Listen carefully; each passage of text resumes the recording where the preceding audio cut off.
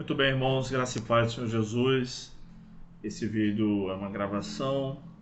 Nós estávamos fazendo a transmissão ao vivo quando a internet caiu e não voltou mais de jeito nenhum. Fiquei acompanhando aqui pelo celular para ver se voltava e infelizmente não voltou. Então, estamos vendo a respeito da doutrina da igreja. Lemos o texto de Efésios 4, do 11 ao 16, e eu estava dizendo que a função da liderança da igreja é preparar todos os crentes, não somente outros líderes, mas todos os crentes, para que se pareçam cada dia mais com Jesus Cristo. Isso fica claro em Efésios 4, do verso 11 ao verso 16. Eu estava explicando a respeito da comparação entre a mão humana e os 5 dons ministeriais que são mencionados por Paulo no versículo 11. Apóstolos, profetas, evangelistas, pastores e mestres. Os apóstolos podem ser representados pelo dedo polegar, assim como o polegar dá a base de sustentação para a mão. Os apóstolos estabeleceram a base da doutrina cristã, que conforme Efésios capítulo 2, versículo 20, diz: somos edificados sobre o fundamento dos apóstolos e dos profetas, sendo o próprio Cristo Jesus a principal pedra de esquina. O profeta, aquele que tem um dom de profecia, não mais aquele profeta de ofício como no Antigo Testamento, né? O texto do capítulo 2, versículo 20 fala sobre os profetas do Antigo Testamento, mas o texto de 4:11 fala de profetas da Nova Aliança, tá?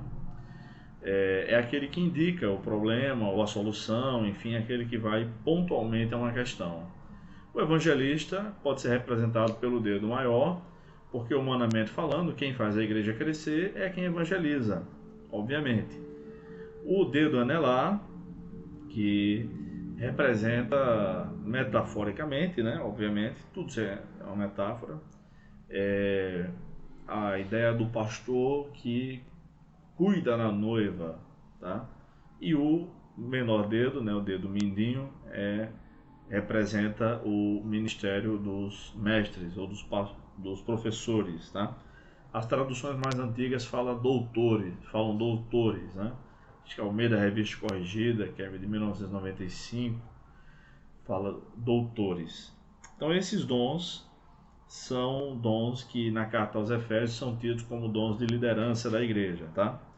E é interessante, né, que não há mais apóstolos hoje em dia, mas nós temos a doutrina apostólica estabelecida na Bíblia, e é por meio desse livro, do livro que os apóstolos escreveram o Novo Testamento, né?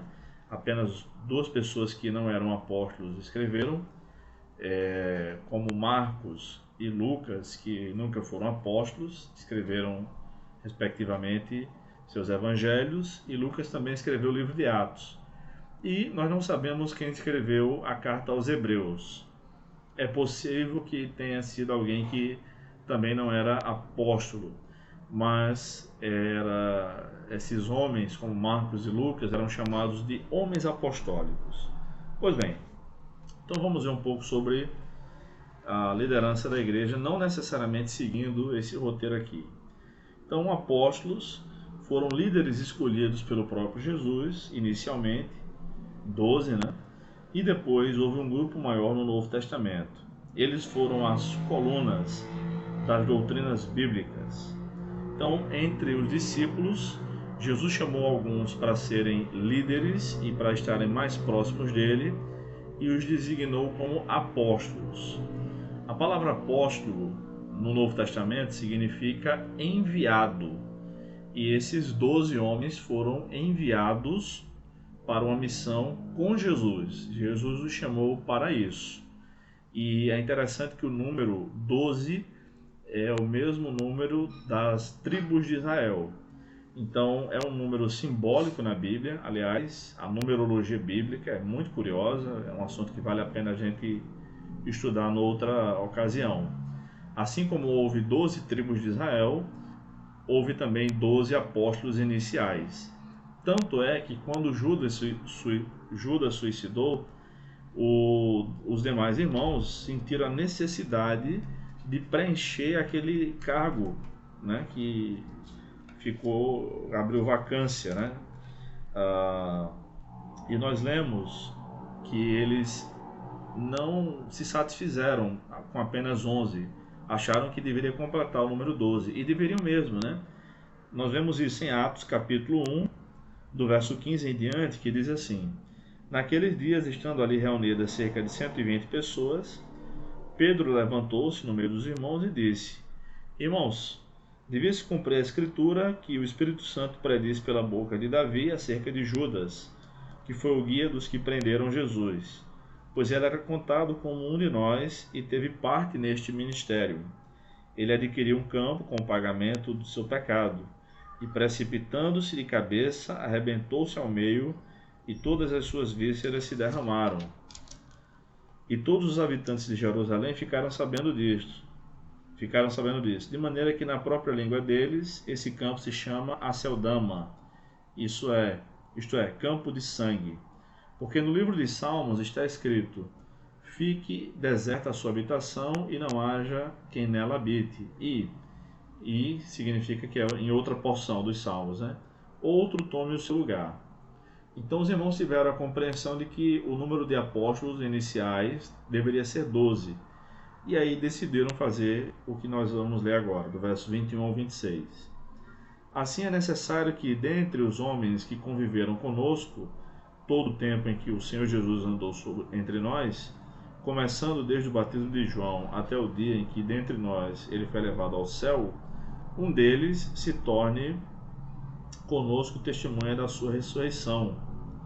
Então apresentaram 2, José, chamado Barsabás, também chamado Justo, e Matias. Então provavelmente José tinha mais qualificações humanas, né? Pelo que se parece. Ele tinha 2 apelidos, vamos dizer assim, né? Matias não, é só Matias e pronto. E José era Barsabás, filho de Sabás. Bar em grego é filho, tá? O filho de, e em hebraico também, né? Bar, palavra bar. E ele era conhecido por ser uma pessoa justa. Mas veja o que aconteceu. E orando disseram: tu, Senhor, que conheces o coração de todos, mostra qual destes 2 tens escolhido para assumir lugar neste ministério e apostolado, do qual Judas se desviou indo para o seu lugar. Então tiraram sortes, e a sorte recaiu sobre Matias. Desse modo ele se juntou aos 11 apóstolos. Então o 12º apóstolo foi Matias, não foi Paulo, como muitos imaginam. Aliás, a igreja confirmou isso no próprio livro de Atos, capítulo 6, versículo 2, diz o seguinte, né, a respeito da escolha dos diáconos. Atos 6:2. Em razão disso, os 12 convocaram a multidão dos discípulos e disseram: isso não faz sentido que deixemos a palavra de Deus e sirvamos as mesas. Então os 12, Paulo ainda não havia se convertido aqui, mas a igreja cristã do primeiro século já tinha a compreensão de que o irmão Matias fazia parte e ocupava a 12ª cadeira do colégio apostólico, digamos assim. Posteriormente, outros irmãos também foram chamados de apóstolos no Novo Testamento. Por exemplo, ainda em Atos, capítulo 14, versículo 14, diz assim: quando os apóstolos Barnabé e Paulo ouviram isso, rasgaram suas vestes e puseram-se no meio da multidão, gritando e tal. Então Barnabé foi chamado de apóstolo, Paulo também. Aliás, Paulo foi o último a ser chamado, como ele mesmo dá testemunho disso em 1 aos Coríntios, capítulo 15, versículo 8. E depois de todos, apareceu também a mim como a um nascido fora do tempo certo. Pois sou o menor dos apóstolos, indigno de ser chamado apóstolo, porque persegui a igreja de Deus. Então Paulo sabia que com ele o colégio apostólico estava formado e não haveria outro apóstolo, tá? Então nós não acreditamos que há pessoas que podem se chamar ou devam ser chamadas de apóstolos hoje em dia. Então, há pessoas que se chamam de apóstolos, se auto-intitulam, a denominação intitula essa pessoa de apóstolo, mas particularmente não creio nisso, não há base bíblica para isso, já que Paulo disse que ele era o último, e de fato, mesmo após a morte dos apóstolos de Cristo, ainda tem outros textos que mostram isso, por exemplo, Romanos 16:7 diz o seguinte: Cumprimentai Andrônico e Júnias, meus parentes e companheiros de prisão, os quais se destacam entre os apóstolos, estavam em Cristo antes de mim. Então, eram apóstolos, já estavam em Cristo antes de Paulo, Romanos 16:7, e essas duas personagens aqui, Andrônico e Júnias. Também, então eram apóstolos também. Se eram notáveis entre os apóstolos, eram apóstolos também. Tá? Então há um número maior de apóstolos, além dos 12. Mas isso tudo ficou resumido ao primeiro século. Como eu dizia, quando os apóstolos morreram, os seus sucessores não foram chamados de apóstolos.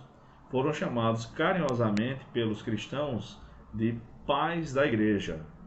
Então, pai na ideia de paternidade espiritual, obviamente, né? Nós sabemos de Policarpo, que foi o sucessor, o aluno mais próximo do apóstolo João, é o mais famoso dos discípulos, dos apóstolos, tá? E ele não se chamou de apóstolo, a igreja não o chamou de apóstolo, e esse movimento de chamar as pessoas de apóstolo novamente surgiu há mais ou menos 20 anos, 20 e poucos anos, na Colômbia, e da Colômbia se espalhou para várias partes do mundo, entre elas o Brasil. Mas acredito que quando o texto fala, Efésios 4:11, fala sobre apóstolos, está se referindo, obviamente, à doutrina apostólica. Tá? Segundo lugar, pastores. São mencionados poucas vezes no Novo Testamento, embora o trabalho dos líderes cristãos esteja relacionado ao pastoreio das ovelhas de Deus. Por exemplo, quando Jesus conversou com Pedro, em João capítulo 21, do verso 15 ao 17, Jesus mandou que Pedro pastoreasse os seus cordeiros, que são as ovelhas pequenas, né? E as suas ovelhas. João 21:15 até o 17. Depois de terem comido, Jesus perguntou a Simão Pedro: Simão, filho de João, tu me amas mais do que estes? Ele respondeu: Sim, Senhor, tu sabes que te amo. Jesus lhe disse: Cuida dos meus cordeiros. Então nós devemos cuidar. Esses cordeiros aqui pode significar tanto os novos convertidos, como pode significar as crianças, tá? Verso 16. E Jesus voltou a perguntar-lhe: Simão, filho de João, tu me amas? Ele respondeu: Sim, Senhor, tu sabes que te amo.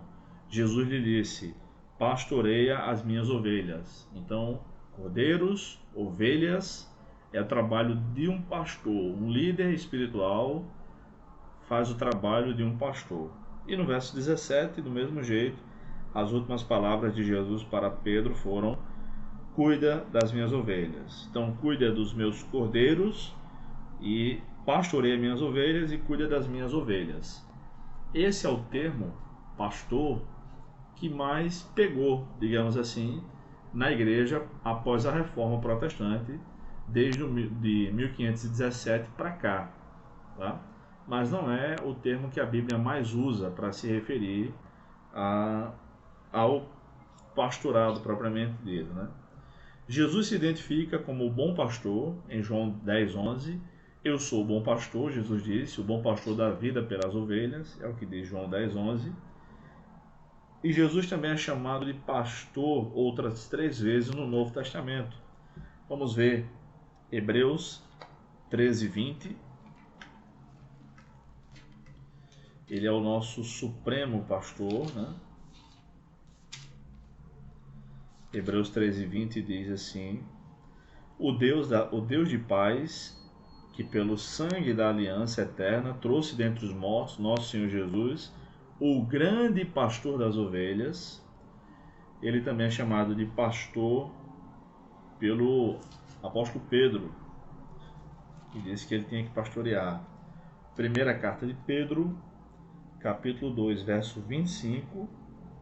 Porque vivíeis como ovelhas desgarradas, mas agora retornastes ao pastor e bispo da vossa alma. Jesus é chamado de pastor e bispo aqui. E a terceira vez, também em 1 Pedro 5, verso 2. Pastoreai o rebanho de Deus que está entre vós, cuidando dele não por obrigação, mas espontaneamente, segundo a vontade de Deus, nem por interesse, nem em ganho ilícito, mas de boa vontade. Então, que é Deus Pai, na verdade, né? O rebanho de Deus. Pastoreai o rebanho de Deus. Muito bem.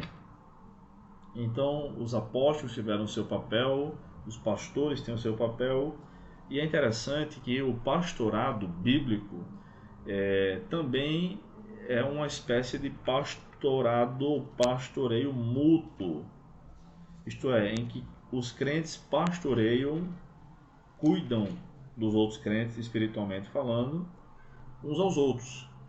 Isso é muito notório na carta aos Hebreus. O tempo todo o autor da carta fala para exortar, que quer dizer animar uns aos outros.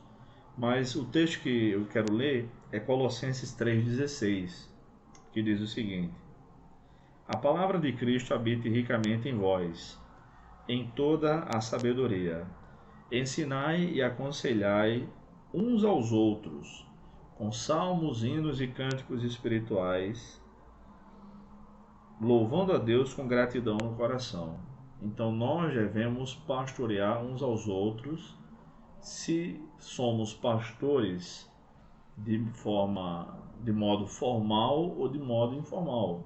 Então, tem muitos irmãos e irmãs que fazem um trabalho pastoral no meio da igreja, aconselha, ensina os crentes de maneira informal e são verdadeiros pastores de almas, tá?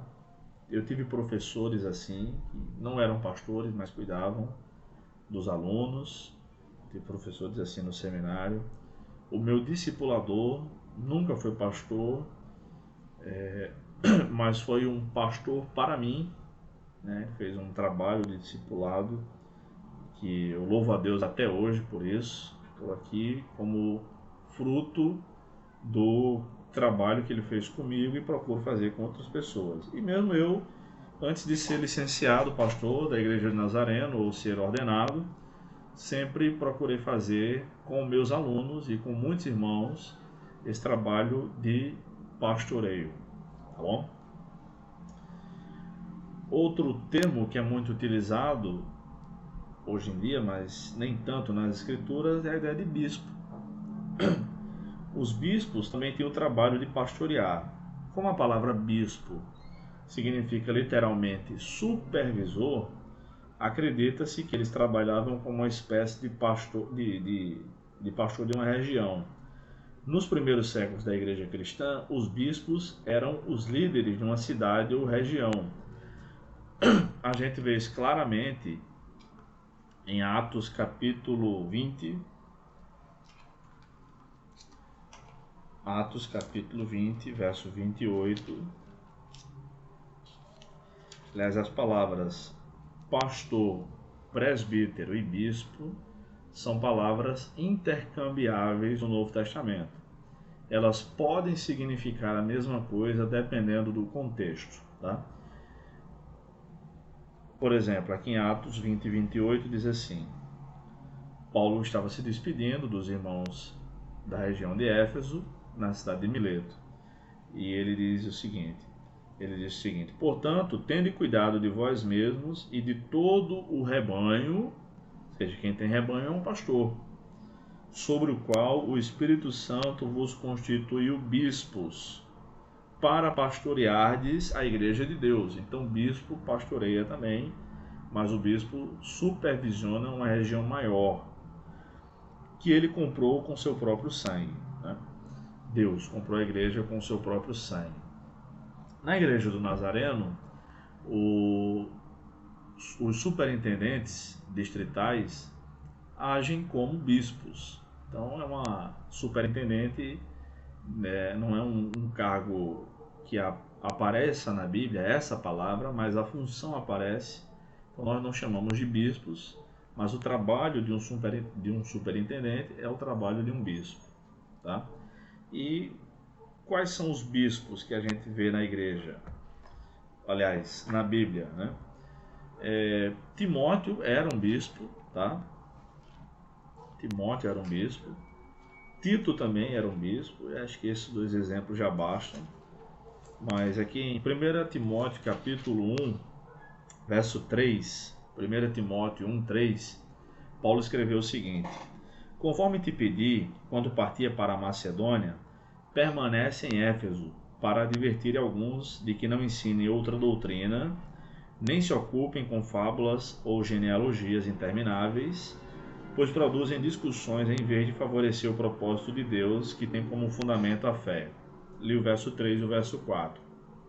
Então a função de Timóteo era pastorear a igreja em Éfeso, que era também a cidade polo de uma micro-região. Então as igrejas no entorno da cidade de Éfeso também deveriam ser cuidadas por Timóteo. Isso fica mais claro ainda na vida e no ministério de Tito. Por exemplo, conforme nós lemos em Tito 1:5, quando Paulo fala sobre o propósito de ter enviado Tito até a ilha de Creta, onde ele estava quando recebeu essa carta aqui. Tito 1:5 diz o seguinte: foi por isso que te deixei em Creta, para que pusesses em boa ordem, o que faltava. Então as coisas nas igrejas lá estavam precisando de ordem. E que em cada cidade estabelecesses presbíteros, no plural, como já te orientei. E aí, do verso 6, capítulo 1, verso 6, até o 2:10, Paulo orienta como Tito deveria escolher esses presbíteros. Então Tito ficou em Creta. Então provavelmente Paulo esteve lá. Quando saiu, deixou ele lá em Creta. E a função de Tito em Creta era levantar liderança nas igrejas da região, em Creta propriamente dito, e nas outras igrejas da região. É esse o trabalho de um bispo, tá bom? Um pastor de igreja local, mas também um pastor de uma região, pastor de pastores, digamos assim. E é interessante que a palavra presbítero é usada aqui. A palavra presbítero também pode ser traduzida como ancião. E a ideia de ancião na Bíblia é um líder, é alguém que tem sabedoria. Em alguns dos salmos, como 127, 128, enfim, é dito que aquele homem que teme ao Senhor tem uma boa família, uma boa esposa, filhos e tal, e ele é respeitado nas portas. E o que é isso, ser respeitado nas portas? Estamos falando de um tempo de 1000 anos antes de Cristo, né? Ou seja, há 3000 anos. As cidades eram muradas e os homens importantes da cidade, a liderança da cidade, os homens que regiam a cidade, organizavam, se sentavam próximo da porta da cidade ou das portas, quando havia mais de uma entrada, tá? Para tomar as decisões que precisavam ser tomadas. Hoje em dia a gente chamaria eles de líderes comunitários, mas eles tinham mais autoridade que isso, tá? Então a ideia de ancião vem daí, alguém sábio, alguém que sabe liderar. E um ancião ou um presbítero não precisa ser necessariamente alguém realmente velho, alguém ancião, até porque o conceito de velhice muda de tempos em tempos e de lugar para lugar, tá? Então alguém no Brasil com 40 anos já não é mais nenhum garoto, mas em alguns países da Europa não se ordena pastores com menos de 40 anos, porque é considerado muito jovem para liderar uma igreja. Tá?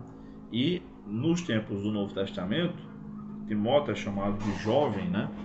Mas era alguém que tinha mais ou menos ali 40 anos, que a palavra e o conceito de juventude naquela época eram bem diferentes. Então, o bispo é alguém que lidera várias igrejas, as igrejas de uma região, por assim dizer.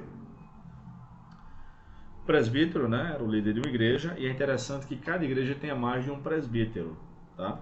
Então, todas as igrejas que foram plantadas no Novo Testamento tinha mais de um presbítero, ou seja, tinha mais de um pastor. É interessante isso, tá? É o ideal bíblico. É bom que tenha mais de um pastor. Há muitas referências bíblicas aqui que falam disso, tá? E esse texto eu vou colocar para vocês, já coloquei no grupo do WhatsApp da igreja, e vocês podem conferir as referências. Por fim, quero falar sobre diáconos. Nem é o que o texto de Efésios 4:11 aborda, tá? Mas entendemos também que os diáconos exercem certa liderança. Na Igreja Nazareno, os diáconos são ordenados. Eles são consagrados, né, ordenados, são reverendos ou reverendas, tal como o pastor. Na maioria das igrejas, na maioria das outras denominações, o diácono é um auxiliar do pastor.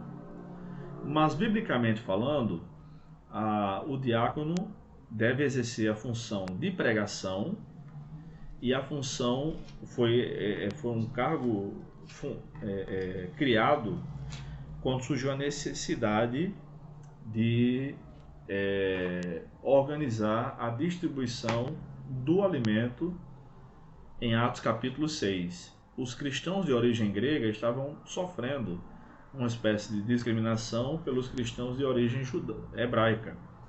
Eles não estavam sendo bem assistidos. E aí foram falar com os apóstolos e tal, e olha, não está dando certo. E os apóstolos escolheram alguns homens cheios de boa reputação, né, cheios de fé, cheios do Espírito Santo, e encarregaram esses homens de cuidar disso. Com o passar do tempo, já nos próprios tempos bíblicos, os diáconos tinham a função de serem pregadores do Evangelho. E é interessante que Paulo chama a si mesmo de diácono, chama Timóteo de diácono, e então, como eu dizia, Paulo chama a si próprio de diácono, chama Timóteo de diácono, e diz quais eram as funções de um diácono. Em 1 Timóteo capítulo 3, do verso 8 em diante, é dito o seguinte: os diáconos, da mesma forma, ele havia falado do pastor, o bispo, né? Devem ser respeitáveis, de uma só palavra, não dados a muito vinho, nem dominados pela ganância. Devem permanecer no mistério da fé com consciência pura, ou seja, devem ser capazes de explicar o mistério da fé. Mistério da fé é uma expressão que a Bíblia usa para se referir à doutrina bíblica, tá? Devem também, primeiramente, passar por experiência. Depois, se considerados irrepreensíveis, exerçam o diaconato. Então, há um período probatório para o diaconato também. As mulheres, do mesmo modo, devem ser respeitáveis, não caluniadoras, moderadas e fiéis em tudo. Os diáconos, ou seja, quem são essas mulheres? Não são as esposas dos diáconos, como muitos querem dizer que são. Não há uma exigência para a esposa do pastor, presbítero ou bispo. Por que haveria uma exigência alta dessa maneira para a esposa do diácono? Se ele volta a tratar dos diáconos no versículo 12. Então, essas mulheres, no versículo 11, são o que nós chamamos hoje de diaconisas, tá? Então, é possível, é bíblico que diáconos, homens e mulheres, né, no caso diaconisas, exerçam esse ministério. Os diáconos devem ser maridos de uma só mulher e governar bem os filhos e a própria casa. pois os que servirem bem como diáconos irão adquirir lugar de honra e muita confiança na fé que há em Cristo Jesus. E aí vem uma nota pessoal de Paulo, né, que não nos interessa nesse momento. Ele diz que espera encontrar Timóteo em breve e tal. Até, do verso 8 até o verso 13 é o suficiente para nós. Então há critérios bíblicos bem estabelecidos para a escolha dos diáconos e das diaconisas também. Então, o termo diácono pode ser traduzido como servo, e aliás o Novo Testamento menciona em Romanos 16:1 uma diaconisa muito valorosa chamada de Febe. Recomendo-vos nossa irmã Febe, serva ou diaconisa da igreja em Cencreia. Então Febe era uma líder da igreja em Cencreia, pelo que se acredita, e ela servia à igreja, pastoreando aquela igreja como uma diaconisa, tá? Pois bem, nós vamos parar por aqui. Vou fazer apenas alguns apontamentos, tá? Por exemplo, Paulo chama a si próprio de diácono em 2 Coríntios 3:6 e Efésios 3:7, às vezes traduzido como ministro, tá? Mas no termo grego, o termo grego é diácono, o termo que aparece no Novo Testamento. Timóteo é chamado de diácono em 1 Timóteo 4:6. Deixa eu ver como está traduzido aqui. Ensinando essas coisas aos irmãos, serás bom ministro de Jesus Cristo, de Cristo Jesus, nutrido pelas palavras da fé e da boa doutrina que tem seguido, ou seja, bom diácono. Então, Timóteo também era um diácono, né? Era bispo, era pastor, era diácono também. Tíquico, em Efésios 6:21, é chamado de diácono. Diz o seguinte: e para que vós também possais saber como estou e o que estou fazendo, Tíquico, irmão amado e fiel, ministro no Senhor, vos informará de tudo. Ministro é a tradução do termo diácono. Febe, uma diaconisa, mas também Epáfras em Colossenses 1:7, Apolo em 1 Coríntios 3:5, enfim, são chamados de diáconos, tá? Muito bem. A função da liderança da igreja, e por hoje encerramos com isso, é preparar o corpo de Cristo para que exerça seu ministério e assim seja conduza todos os cristãos à maturidade espiritual. Nós devemos aproveitar isso, porque todos nós precisamos crescer espiritualmente, todos nós. E nenhum de nós ainda se parece tanto com Jesus como deveria. Que Deus tenha misericórdia de nós, que Ele nos ajude, que Ele nos abençoe. Amém. Até o próximo estudo, querendo Deus.